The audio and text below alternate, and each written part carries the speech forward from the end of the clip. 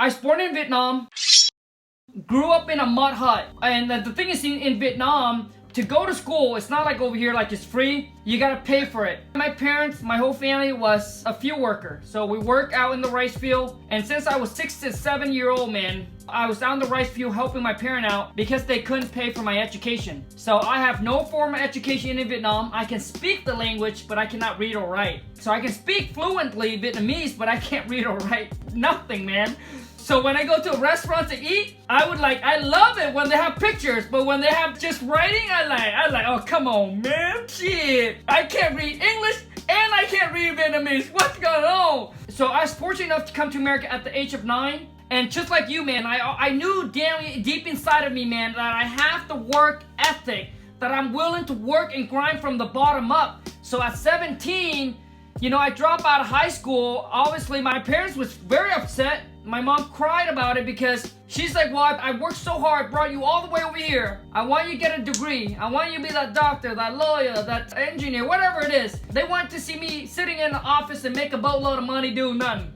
Something like that, right? To them, making $100,000 a year, you are like this big multi-millionaire, whatever it is, right? So at 17, I dropped out, man, and I met my wife at the age of 18, and I packed up and I moved in with the wife over into a mobile home park in a little shed, 11 by 11, a little shed behind a mobile home park, man. And I told my mom that I'm out of here. I met this chick I'm in love with. I'm gonna live with her. And she's like, well, where are you going? I said, I'm gonna move in this little mobile home park. And my parent came over. Michael saw the condition that I was living in because we ran this little power core from the single wide. It wasn't a nice single wide either, bro. And then run that power core to the shed. Got this little small heater.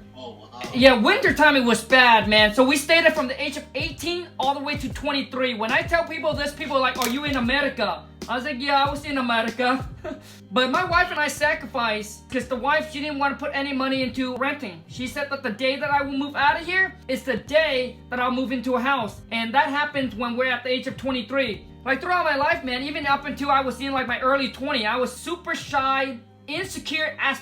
Dude, Michael, I was so insecure that I was wearing a mask to cover up my face when I was with my wife. Like, I couldn't interact with her family because I was so insecure about my physical appearance. I was mentally and physically insecure. And guess what, bro? At the age of like 20, I was forced to go to the mall to work at our little business, a little hair extension business. And imagine, I was the guy that said anything that has a little pink on it, ain't gonna wear it, ain't gonna touch it because it's too girly. And I end up having to work at a hair extension kiosk putting on extension for all these girls. And I have to overcome my insecurity, my shyness, and have to ask, it's like people cold calling. I have to ask random girls go by and say, hey, ladies, you want to get your hair done? And sit them down and try it on for them. Products don't sell itself sitting on the shelf. Right? I mean, maybe there are a few people that know exactly what they want, but if you want to make sales, you got to sell the products. You got to try it on. You got to let people touch it, feel it, taste it, whatever it is, right? That's why in Costco, they give out free sample. So from there, man, that helps me overcome the insecurity. Michael, I remember the first day I went to the mall and I tried it because the wife said, Khang, we have spent all of our savings to buy over this kiosk. So we don't have money to hire an employee. I need you to help me out. I can't be in here 10 in the morning all the way to 9 at night every single day. So I was still working at another job, Michael, at 5 o'clock in the morning. I wake up at 4 o'clock to get ready. Take me 20 minutes to drive to my job. And then I came home around 1:30. I have about 30 minutes to take a shower or so, an hour, eat, and then go into the mall. And we did that, bro, from the age of 20 all the way to 27. 7 years. All right? So I stayed in a little shed for 5 years.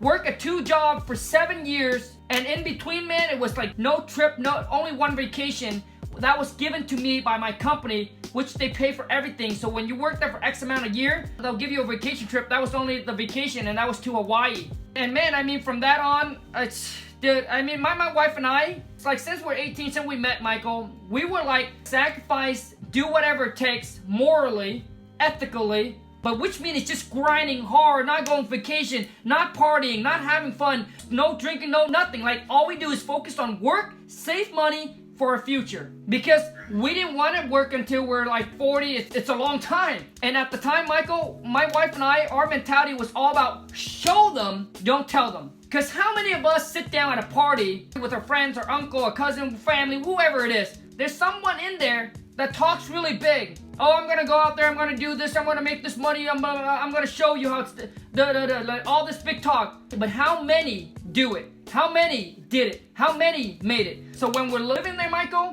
even our extension kiosk, man, I mean, we got to the point where we're making really good money. I think a couple $100,000 a year. And we keep it on the down low. We don't let our family knows. We don't let our friend knows. We said that we just there as a worker. But anyways, bro, from that, man, we save up our money when 27. And that's just from hard work. And we save up some money, and 27, we got our house paid off, we got our car paid off, we got some money sitting in the bank, we got a little small business in the mall, and then it all went down, bro. This is before we paid the house off. And then it went down where the mall pulls me in, and the mall said, hey, you got 30 days to take everything, and you're done. Like, we got a bigger fish, someone's gonna come in, take over, and you gotta imagine, this is a business that my wife, like, started.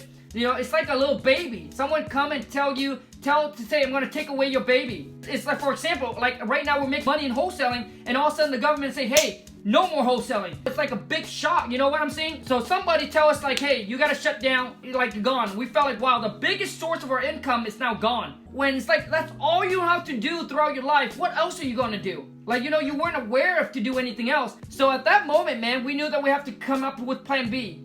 And my wife said that she would never, ever want to get into a business that is on someone else's land. Dude, we tried a lot of things, Michael. We get into Amazon, we fail, you know, and then my wife really discovered that, hey, it's on someone else's land again, right?